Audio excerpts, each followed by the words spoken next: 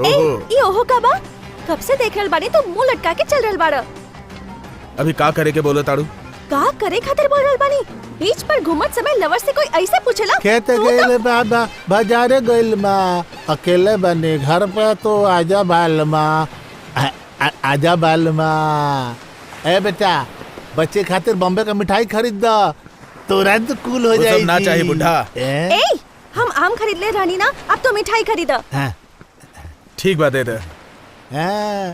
गोरिया चांद के अजरिया नियर गोर बाड़ू हो, तो हर जोड़ नइखे कोनो, तू बेजोड़ बाड़ू हो, तो हर जोड़ नइखे कोनो। का उ लड़की तोहे के बीच पे ले जाके तोरा खातिर आम खरीद ले रही? अरे बाप रे, आजकल आई लव यू बोलला के दूसरा क्षण में आपन गर्लफ्रेंड के आम खिलावे की तैयारी कर लेवे, और तू ऐसी आ गई ले। उ दिन ओकर चैन मार के पूरी तरह से लुटब ऐसे बोल ले रहे, अब का भइल तहरा के? अच्छा ऊ काबे वो एरिया में का टूट रहल बाड़े? चेन तो हम पहन ले रहने, लेकिन अब नहीं खे। अभी नहीं के? उ दिन ओकर गला से तू चुरा ले रहे, आज तोरा गला से ओ चुरा के ले गईली। झूठा के साथ झूठी और चोर के साथ चोरनी, जोड़ी सुपर बा।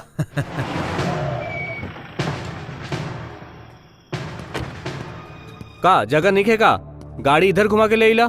प्लेटफॉर्म के बिरयानी की दुकान से हफ्ता कम पड़ गइल बा। अरे वो उदय मूर्ति के केस के सिलसिले में आइल बानी। वो तो कब के मर गइल? कमर के भी वो आदमी केस डालेला? अरे नहीं भाई, वो तो बहुत लोगन के ऊपर केस डलले बा। हमार सकबा की ओकर खून केहू और कई देले होई, यही खातिर उन लोगन में से हम बुला बुला के पूछा तानी। तू और सत्या भी 10 तारीख के पुलिस स्टेशन आ जाइया। छी छी छी छी, ये उदय मूर्ति के टॉर्चर हमरा से सहन नहीं के होत। यह आदमी के खातिर 6 महीने के लिए हम सस्पेंड हो गईली। लोकल बार और गैराज जैसे जगह में घूम रहल बानी, और अब पुलिस के पूछताछ से दिमाग खराब हो रहल बा। सत्या तू फिकर नहीं करा, तोहका कौनो परेशानी हुई तो हम सब भाग जाइब ना? ना भैया, हम साथ देब। अरे तक हम पीठ घुमा के सूत जाइब? हमू तो तोरे साथ रहब कमी ना, अब सब सूत जा। छी भैया, अबे का भइल? ई कैसे हुई? अबे कई सालों से ऐसने बा, ई नाक के शेप ना बदल सकेला। ई ना भैया, पुलिस के पूछताछ कैसे हुई? बात भी नहीं करे दे। ये रहल पुलिस के पूछताछ। सीबीआई के पूछताछ।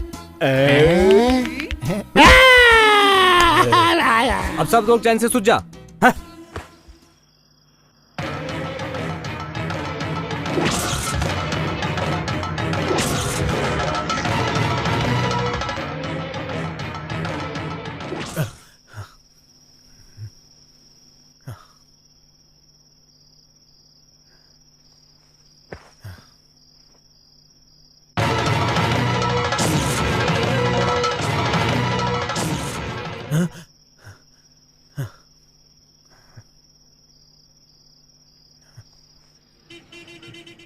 भैया, बल्ब के थोड़ा ऊपर की तरफ से पकड़ो।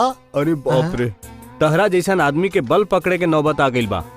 जब हम हाथ दिखावत रहली तो बड़े बड़े कलेक्टर के गाड़ी अचानक ब्रेक मार के रुक जाते रहले। ज्यादा पाक पाक मत कर, पुलिस कांस्टेबल का नौकरी ज्वाइन करे तक हम तो हर गुरु रहनी, तू हमारे चेला। ऐसन का? हाँ भैया, तहरा के अभी हमरा गुरुदक्षिणा देवे के मन करता। चिल्ला मत, न तो गला फट जाये। अभी तो खाली शर्टे में रख ले बानी, अगले बार। अच्छा डाल दे, चाबी घुमाव। अरे घुमावा ना।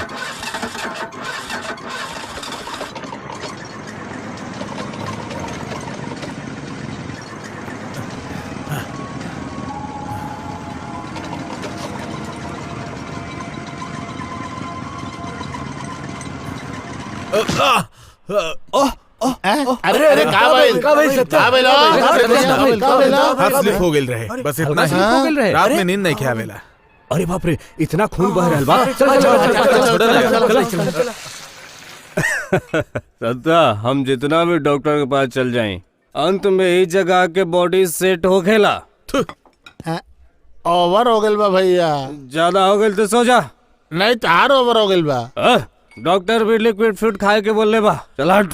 हमरा के हमेशा कुछ रहेगा दाढ़ी हमरा के एकरा बॉडी बोल सकीला। चल बैठ। अबे हमरे तारीफ में कुछ बोल। तारीफ करी काहे के? काहे पूछे ताड़ा? ल अब बोला। ल और 50 साल तोरा के क्यों न मार सके? एकर मतलब 51वां साल में तू ही आके मरबा। अब बोला। और 100 साल तोरा के कोनो बीमारी न होई। बीच में चिकन बुनी आ जाए तो पैसा वापस करबा। ये लो 500। अब बोला। अरे भाई नाव का है तो अभी एक बादी रख ली शायद सत्या। भविष्य के मुख्यमंत्री शाहिद सत्या अरे जिंदाबाद। बाप रे, एक एक आदमी शाखा प्रमुख खातिर 1-1 करोड़ 2-2 करोड़ के बजट बना के घूम रहा बा। तू तो सिर्फ 500 रुपए लेके सीएम की कुर्सी पर सीधा बिठा दे ले। अरे सत्या, ऐसा आदमी चापलूसी करके देश में गंदगी फैलावे ले, ए खातिर एकरा से सतर्क रहिया। अब बोला। शाहिद गली सत्या जिंदाबाद। एक ही झटका में सीएम के कुर्सी से गली में लाके खड़ा कर देलस। 100 भी गईल। अब बोला।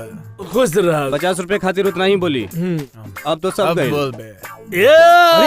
अचानक एक्शन किंग जैकी चैन किसे हो गई ले? अबे हम तोर चखना ही का? दारू पिए के बाद हमें ही मिला रही तोहरा के का? हमार तारीफ कर। नहीं करब।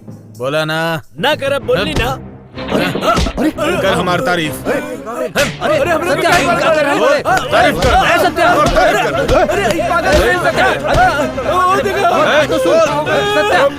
अरे छोड़ो हमके। अरे रुका, काहे ओकरा मार रहल बाड़ा? हमार तारीफ ना करे था। काहे करी तोहर तारीफ? तू पैसा दिला रे खातिर तारीफ कर लग, अब पैसा छीने तो काहे करी तारीफ? ना बोली। हाँ ना बोली, ना बोली। ना बोली। हमके देख के एक बोलले रहे, मरते समय भगवान भला करे बोलले रे। कौन पागल बोल लग? केहू भी बोलले रहे। ओकर आवाज हमरे कान में गूंज रहल बा, गूंज रहल बा, गूंज रहल बा, गूंज रहल बा। ट्रैफिक हमके बहुत परेशानी होता। हम सुत न पावतानी, हाथ में चोट लगल, हॉस्पिटल गई नी, एंजॉय नी, दारू पीनी और ओकरा मरनी। अब हम और पियब, काटब मारब, काटब मारब। लगा तो डॉक्टर डुप्लीकेट डॉक्टर रहे। ओकर देहल दवाई हमार खरीदल माल दोनों मिक्स होके एकरा पर असर कर रहल बा। ऊ कहूं नशा में सड़क पर गिर जाई। हम लोग के जल्दी से बचाना चाहिए। चल जल्दी। ओकर आवाज सुनाई देता। कैसे भी करके हमनी सब संकट के टाल देली। जा सो जाबे। भैया हमरा के बहुत डर लागत बा।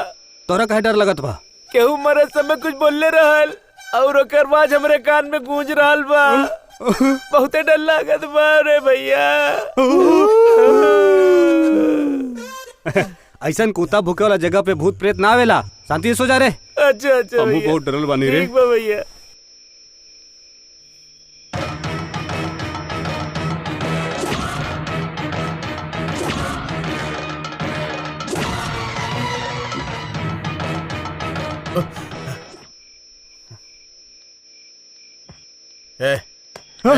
का भाई? तू मरत समय काहे कहलस? मरे के बाद वो ना बोल पाई, एक खातिर पहले बोल देहलस। अबे जा हट, तोहार बगल में सोए से यही सब तो डिस्टर्ब हुई। अब का करी, अंडरग्राउंड चल जाई? क्या हो रहा?